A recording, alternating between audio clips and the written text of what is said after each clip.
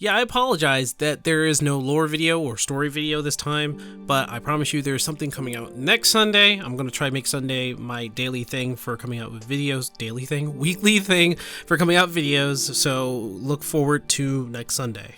I also want to get this out of the way. If you haven't subscribed to the channel yet, please subscribe. And if you like what you saw in the video today, please hit the like button. It helps with the algorithm. And that bell, you'll get my video every week on Sunday, and the bell will help with that. Thank you very much. And if you want to support me even further, $1 a month on Patreon will get your names here at the beginning of my videos to just show a little bit of appreciation. And I do thank you for all that you do. Thank you for the support, and I hope you enjoy the video. Let's talk about how Final Fantasy XIV is in the gaming industry and how it impacts me and possibly everybody else when it comes to just existing.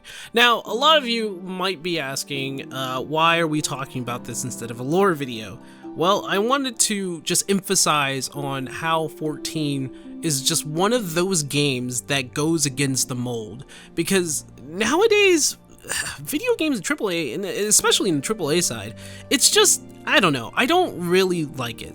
Now, this is more of a conversation kind of video. I do not have any kind of editing going on in the audio. You're going to hear me pause a lot. You're going to hear me, take breaths. You're also going to hear me mess up because my vocabulary is pretty shit. But I hope this conversation, at least this discussion, will have you guys thinking and perhaps starting a discussion in the comments down below. Hopefully, you guys let me know. Anyway, let's go back to how 14 is actually pretty important in the game industry. Okay, we know it failed when it was 1.0 and how they were trying to take Final Fantasy XI and basically bringing it into the modern times. Now, I come from Final Fantasy XI, but even I thought the game was kind of shit.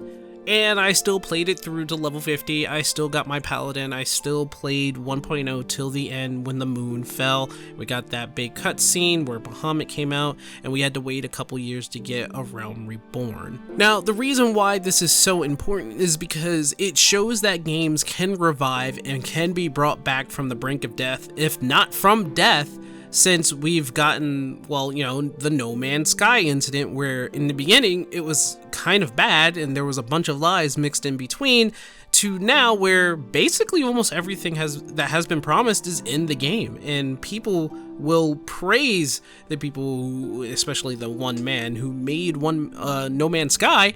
And honestly, I could say that congrats to them for bringing the game to what it's supposed to be. It should have stayed in the oven for a couple more years until it's finished. This is a lesson to him, but it also showed that games can be brought back from the brink of death.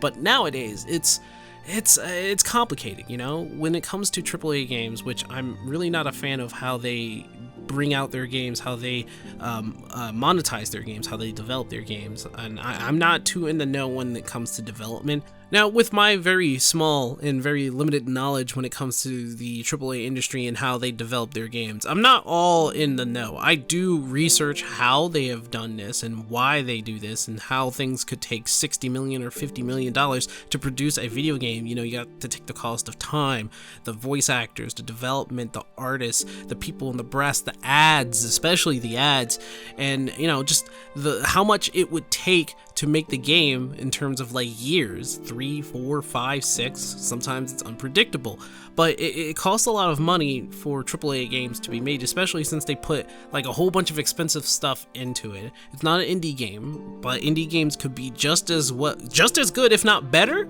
than AAA games, and they may cost $200,000, $300,000, very much smaller than how much it would take for a AAA game to be made. But the point of me making that, talking about how AAA games are being made is because Final Fantasy XIV cost millions of dollars to have been made. It wasted millions of dollars, especially since 1.0 was a failure, but they went back, put even more money into it, revived it, and now here we are with the game that was supposed to be dead but now alive.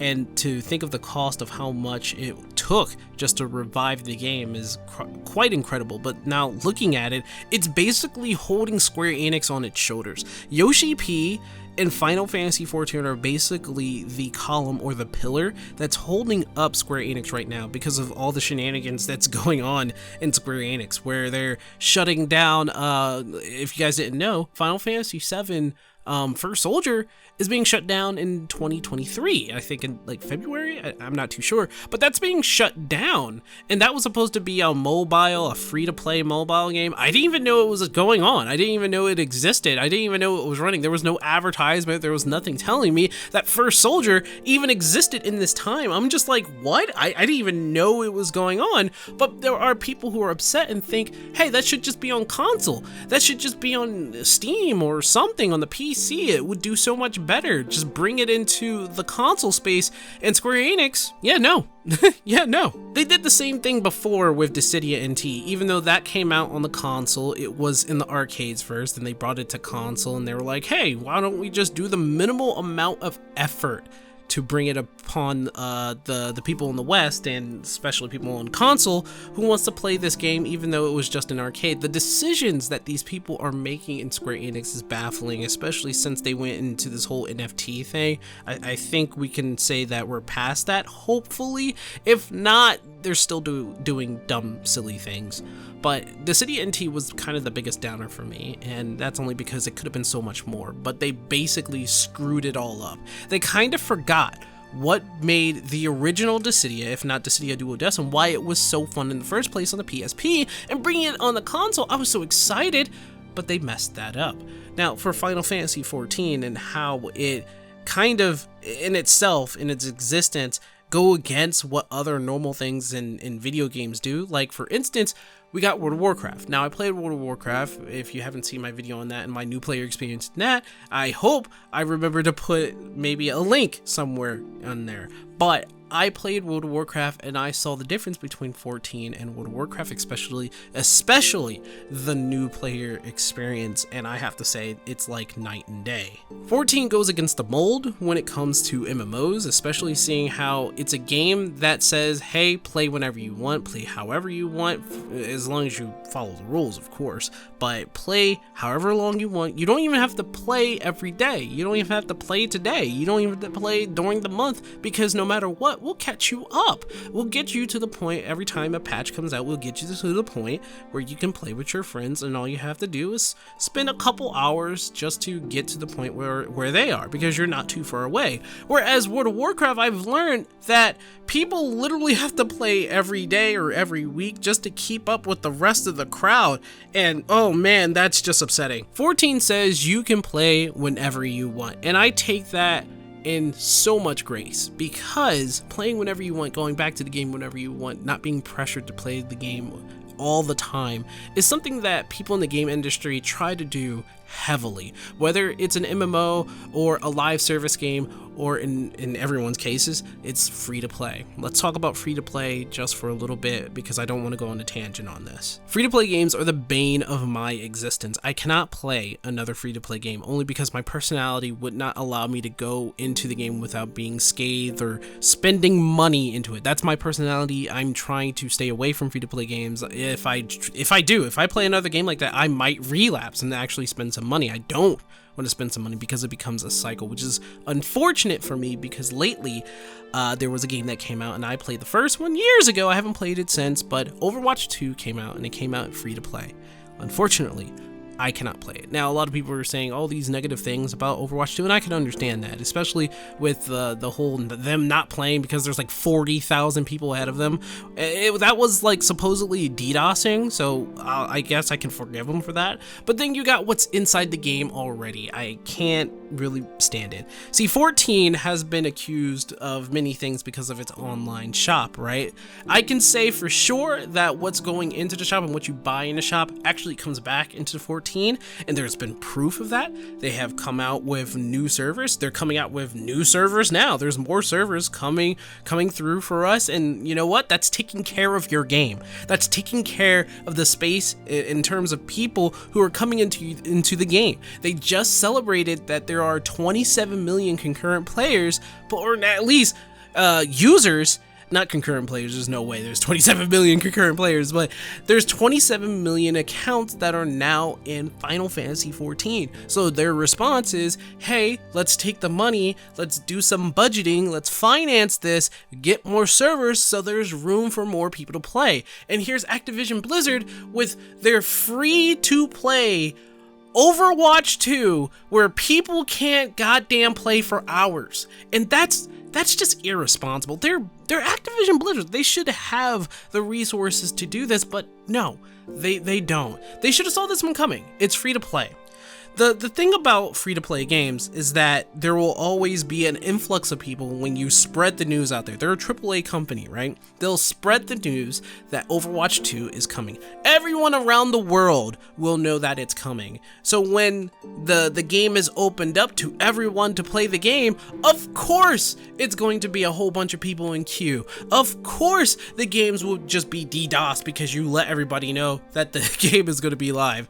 And of course you don't take measures for it because you're Activision Blizzard, and that's how it always is. And even though that's a thing, right? Even though I can forgive them because it's supposedly a DDoS, I can't forgive what's going on in the game in terms of Battle Pass and what you have to do to get characters if you're a free-to-play user. Let alone the fact that Final Fantasy XIV has a free trial up to level 60. You get to go through an entire expansion, the award-winning Heavensward, right? You know, that meme and all that stuff. You get to play all the way up to level 60, although you are limited to what you can do on your free trial account, right?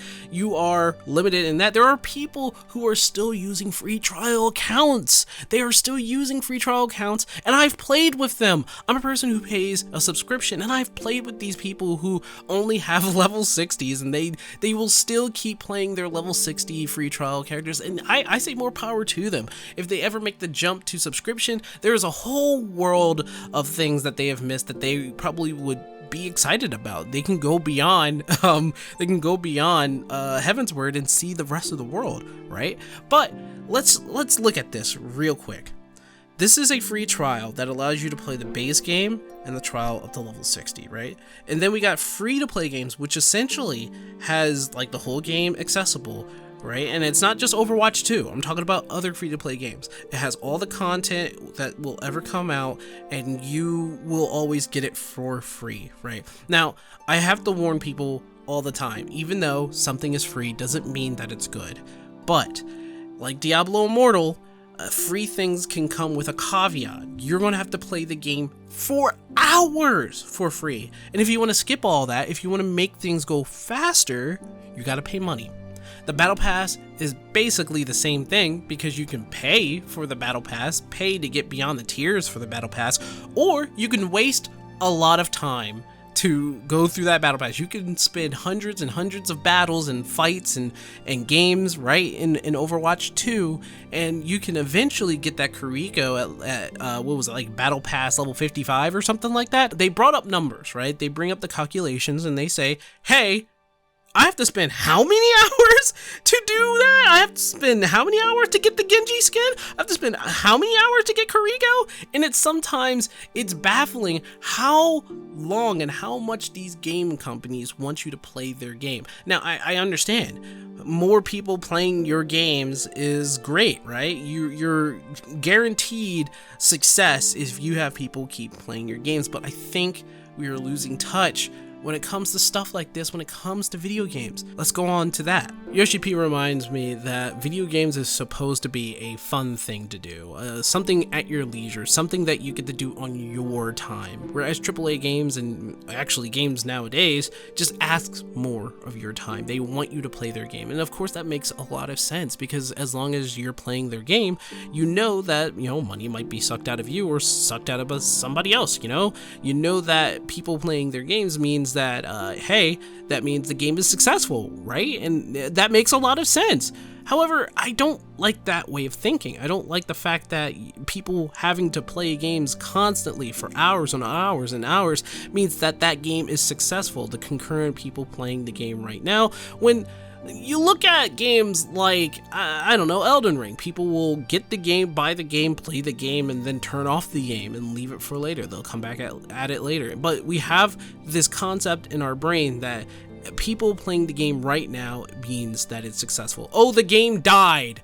because it only has about 1,000 people playing it right now. No, the game did not die. It's not that genre. It's a game that you can play once and put down. It had thousands, if not millions of people playing it in the first week or two, so it's a very successful game. Sure, there aren't anybody playing Elden Ring right now, but that's what a video game is supposed to be. It's supposed to be at your leisure. It's your entertainment. You spend time on that game. The time shouldn't be taking your time. It shouldn't be at your leisure that a game is wasting your time because of challenges, achievements, rewards that it keeps throwing at you because, hey, you logged in. Hey, you got 30 wins. You got 30 kills. You sniped a person off of, I don't know, this road to send them off a cliff 20 times. You know, that's what achievements is supposed to do. It's supposed to have you doing this thing and playing the game for a good monochrome of time. So in all essence,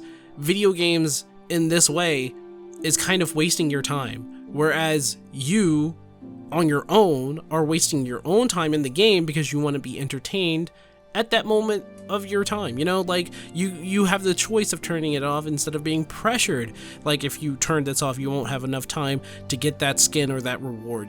Games shouldn't really be that way, in my opinion, and I'm glad 14 really tells me this, because I don't need to play that game all the time to enjoy myself. I can play other games, or I can, for the lack of a better term, go touch grass and enjoy my life.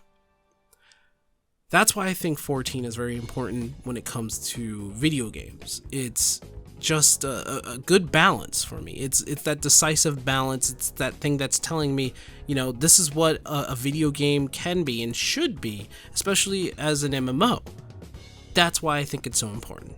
But that's just my opinion. If you guys have a different opinion, let me know in the comments below. I'm sorry, again, that this is not a lore video. And you know what? I'll do something special when it comes to Halloween. I'm thinking of something right now. But if you want to see more videos like this, let me know with the like button. If I could see more than 500 or more than 100, let's just be honest, I will definitely make something like this before. And those were zappers in the background. I do apologize for that. Those zappers are for the flies that happen to fly into my apartment in this season. Don't worry, they'll be gone in like 2 weeks. Anyway, I'll see you guys later. Have a good one. Bye-bye.